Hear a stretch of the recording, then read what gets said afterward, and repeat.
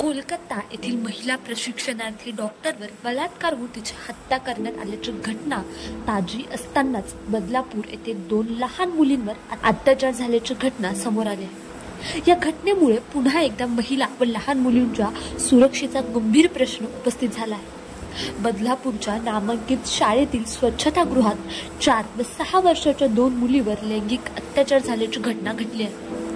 हे प्रकरण उघडकीस आल्यावर संतप्त नागरिकांनी रस्त्यावर उतरून आंदोलन करण्यास सुरुवात केली आहे। विद्येचं मंदिर असलेल्या शाळेतच एका शाळेतील व्यक्तीकडून निर्घृण कृत्य करण्यात आलं।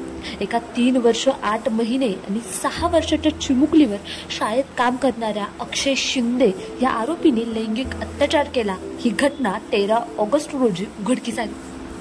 चिमुकलीने आईला तिच्या गुप्तांगात त्रास होत असल्याचं सांगितलं। तिथे मुंग्या चावतात असं सांगितलं। त्यानंतर आईने चिमुकलीला डॉक्टरकडे नेलं आणि तिथे हा संपूर्ण प्रकार उघडकीस आला। आपल्या लेकीसोबत घडलेल्या घटनेनंतर पालकांना मोठा धक्काच बसला। दुसरीकडे आणखीन एका चिमुकलीने तिच्या पालकांना गुप्तांगाजवळ त्रास होत असल्याचं सांगितलं। तसंच ती मुलगी शाळेत जाण्यासाठी तयारच होत नव्हती।